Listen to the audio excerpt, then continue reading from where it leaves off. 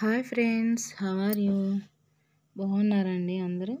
అందరూ బాగుండాలని మనస్ఫూర్తిగా కోరుకుంటున్నానండి. ఇది 10th క్లాసు ఎగ్జామ్ లాగ్ అండి. మా పెద్దమ్మాయి పూజితాది. అయితే తనకి లైఫ్లో మెమరబుల్ మూమెంట్గా మిగిలిపోవాలని ప్రతిరోజు కూడా తను ఎగ్జామ్కి వెళ్ళేటప్పుడు వీడియో తీసామన్నమాట. తన భవిష్యత్తులో తనకొక జ్ఞాపకంగా ఉండాలి తన 10వ తరగతి ఎగ్జామ్స్ అనేవి అని. కానీ ఇది ఒకసారి అప్లోడ్ చేశాను. యూట్యూబ్ కమ్యూనిటీ గైడ్లైన్స్ ఎందుకనో వీడియోని రిమూవ్ చేసేసింది. ఇది సెకండ్ టైం అండి అప్లోడ్ చేస్తున్నాను. మరలా చూద్దాం, ఇదైనా మరి ఉంచుతుందో తీసేస్తుందో తెలియదు. నేను వీడియో కింద 10th క్లాస్ ఎగ్జామ్స్ 2024 అని పెట్టడం వల్ల అది మరి రాంగ్ వేలో అర్థం చేసుకుంది ఏంటో తెలియదు. ఇది ఫస్ట్ డే ఎగ్జామ్ అండి, తెలుగు. అయితే ఆ రోజు ఉదయం పూట తీయాలి వీడియో, కానీ ఆ రోజు 7 చేత ప్రార్థన అనేది చేయించాము పాపకి. అంటే ప్రార్థన చేస్తే ఎక్కువ మార్క్స్ వస్తాయని కాదులే, కానీ ఎవరి నమ్మకాలు వాళ్ళకు ఉంటాయి కదా. మంచిగా చదివినవన్నీ గుర్తుండడానికి అది ఒక భక్తి కాబట్టి భక్తికి సంబంధించింది. అది ఎవరి ఇష్టం వాళ్ళది. ఎవరికి ఇష్టం వచ్చిన దైవాన్ని వాళ్ళు పూజించుకుంటారు అన్నమాట. దీని గురించి నెగిటివ్ కామెంట్స్ చేయకండి ప్లీజ్ అండి. మాకు ఊహ తెలిసిన దగ్గర నుంచి కూడా మాకు ప్రార్థన అనేది అలవాటు అన్నమాట. అంటే అంతకుముందు మేము హిందువులమే కానీ ప్రార్థనకి వెళ్తాము. అందువల్ల మా నమ్మకాలు మావండి, దీని గురించి కామెంట్ చేయకండి. ఓకే, ఇది సెకండ్ డే ఎగ్జామ్ అన్నమాట, హిందీ సెకండ్ లాంగ్వేజ్. అయితే వీళ్ళ దురదృష్టం ఏంటంటే 10th క్లాసు ప్రతి సంవత్సరం కూడా ఒక ఎగ్జామ్ పేపర్ 1 ఉంటుంది, పేపర్ 2 ఉంటుంది. అంతకుముందు కనీసం ఒక ఎగ్జామ్కి తర్వాత రోజు హాలిడే ఉంటుంది అన్నమాట. కానీ మా అమ్మాయి అదృష్టం ఏంటంటే ఒక్క హాలిడే లేదు, ఒక్క సెలవు లేదు. ఎగ్జామ్ వెంటనే వరుసనే ఎగ్జామ్స్ అనేవి జరిగినాయి అన్నమాట. కనీసం ఒక్క రోజు కూడా గ్యాప్ లేదన్నమాట. ఏదో తన అదృష్టం కొద్దీ ఒక 2 ఎగ్జామ్స్కి శని ఆదివారాలు, ఇంకోటి ఏదో ఒక పండగ వచ్చినాయి అన్నమాట. అంతే, ఒక హాఫ్ ఇయర్లీ క్వార్టర్లీ పెట్టినట్టు పబ్లిక్ ఎగ్జామ్స్ పెట్టేశారు ఈ సంవత్సరం. అయితే ఏదైనా మనం ఒకటి సాధించాలి అని మనం అనుకున్నప్పుడు ఒక్క రోజులో సాధించలేమండి ఏది కూడా. ఒక ఉదాహరణకి ఒక చెట్టు కాయ అనేది మనం తింటున్నప్పుడు అది జామకాయ కావచ్చు, మామిడికాయ కావచ్చు, ఏ కాయ అయినా సరే అది ఈరోజు నాటితే రేపటికి కాయలను ఇవ్వదు కదా. అది ఎప్పుడో నాటి అది పెద్దదయ్యి పెరిగి మొలక వచ్చి మరి తర్వాత పూలు మొగ్గలు కాయలు కాసి దాని సమయంలో అది పంటని ఇచ్చిద్ది అన్నమాట. అలాగే మన జీవితాలు కూడా అండి. అప్పటికప్పుడు అనుకుంటే ఏది కూడా అవ్వదు. కొన్ని సంవత్సరాల కష్టం, కొన్ని సంవత్సరాల శ్రమ, కొన్ని సంవత్సరాల పట్టుదల, ఇవన్నీ తోడైతేనే ఏదో ఒకరోజు మనం విజయవంతులంగా తిరిగి నిలబడతామన్నమాట. మా అమ్మాయి చిన్న పిల్ల దగ్గర నుంచి కూడా ఎల్కేజీ నుంచి కూడా ఎంతో కష్టపడి చదివి మరి ఒక ఆట, ఒక పాట, ఒక పిల్లలతో ఆడుకోవడం అలాగా ఏమీ తెలియదు. ఎక్కడికి పంపించేదాన్ని కాదు నేను. అయితే కనీసం మరి స్నేహితులు, ఫ్రెండ్స్ వాళ్ళు కూడా తెలియదు. అలాగా మరి పిల్లల్ని ఎంతగానో మరి చక్కగా ఒక విద్యారంగంలో చాలామంది లక్షలు పోసి చదివించారన్నమాట. అయినా కానీ 10th క్లాస్ ఫెయిల్ అయ్యారు. కానీ మా అమ్మాయిని మేము గవర్నమెంట్ హై స్కూల్లో చదివించాము. ప్రతిపాడు జడ్బిహెచ్ హై స్కూల్ అన్నమాట. అయితే ఒక్క రూపాయి ఖర్చు పెట్టలేదండి. గవర్నమెంటే బట్టల దగ్గర నుంచి పుస్తకాల దగ్గర నుండి అన్నీ ఇచ్చింది. మేమైతే మధ్యాహ్న భోజనం కూడా గవర్నమెంటే పెట్టింది. కానీ గవర్నమెంట్ ఇచ్చే ఫెసిలిటీస్ని చాలామందికి ఎలా యూస్ చేసుకోవాలి అన్నది తెలియదు అన్నమాట.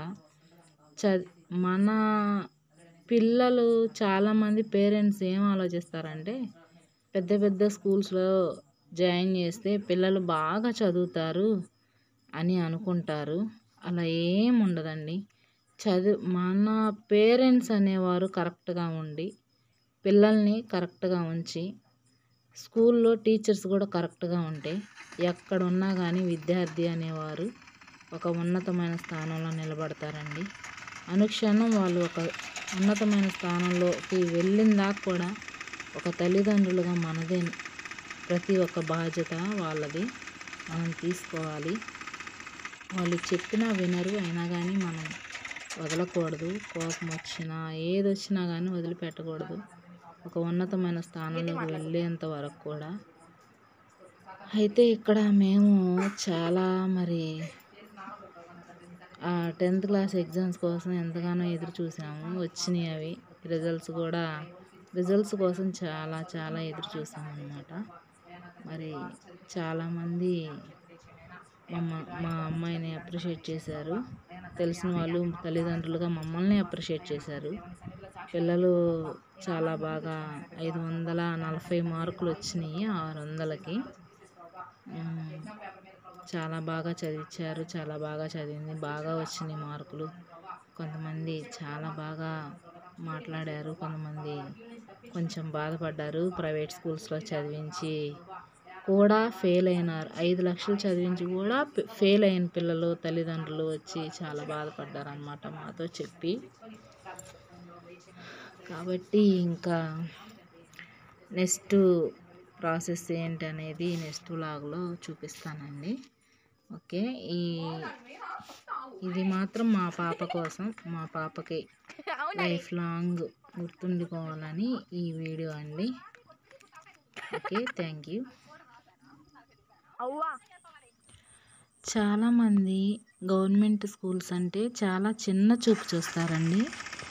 కార్పొరేట్ స్కూల్స్కి ఏమాత్రం కూడా తీసిపోకుండా ఉంది ఇప్పుడు గవర్నమెంట్ స్కూల్లో టీచింగ్ కూడా అంత బాగుంటుందన్నమాట. టీచర్స్ కూడా చాలా మంచిగా పెద్ద పెద్ద చదువులు చదివిన వారు టీచర్స్గా వస్తారనమాట పిల్లలకి పాఠాలు చెప్పడానికి.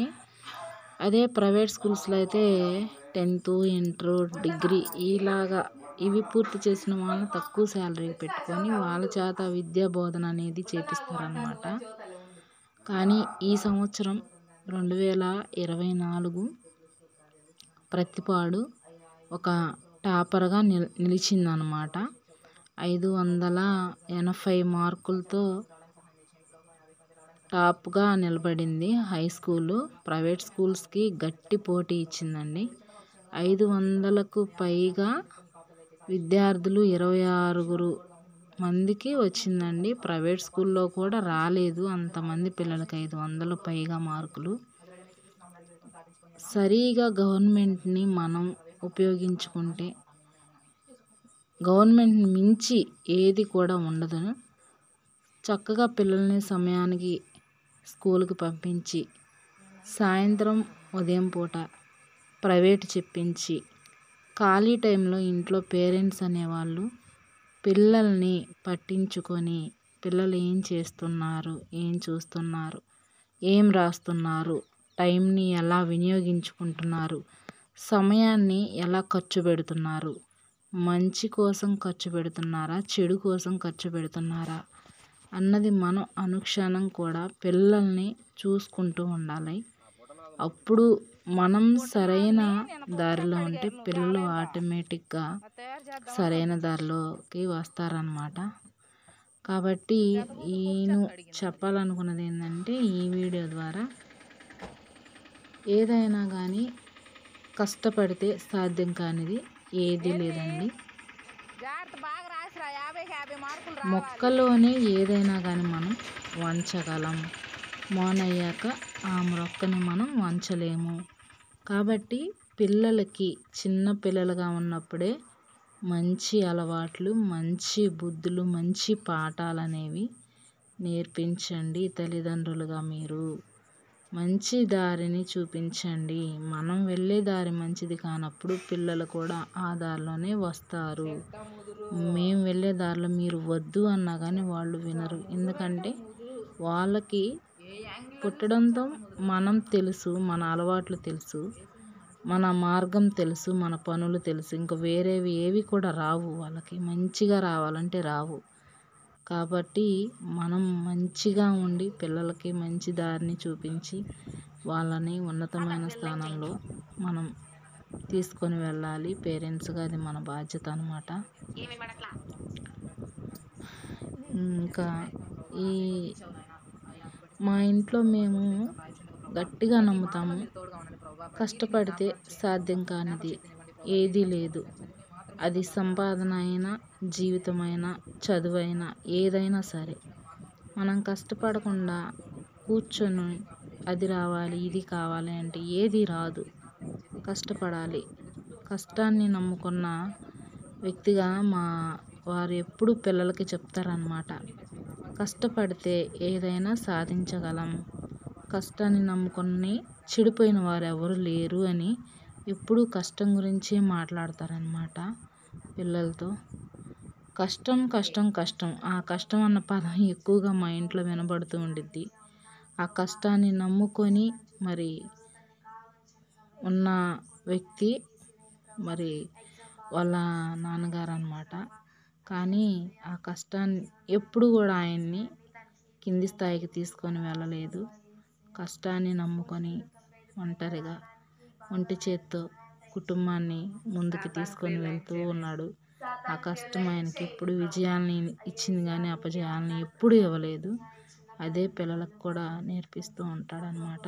మీరు కష్టపడండి, కష్టపడితే సాధ్యం కానిది ఏదీ లేదు, శ్రమ లేనిది దాని ఫలితం లేదు అని చెప్పేసి నేను అదే చెప్తాను అనమాట. కష్టపడితేనే ఏదైనా సాధ్యమని. మనం ఏదైనా కానీ సాధించాలి అంటే ముందు మనలో పట్టుదల, కృషి ఉండాలి. కాబట్టి ఈ వీడియో ద్వారా నేను చెప్పాలనుకున్న మాట అయితే ఇదేనండి. కష్టపడకుండా ఏది ఊరికే రాదు. ఊరికే వచ్చింది ఎక్కువ కాలం నిలబడదు. Okay, thank you friends. ఈ వీడియో కనుక మీకు నచ్చితే లైక్ చేయండి, నా ఛానల్ని సబ్స్క్రైబ్ చేసుకోండి. Thank you so much. 100కి 100 రావాలి సోషల్లో కూడా.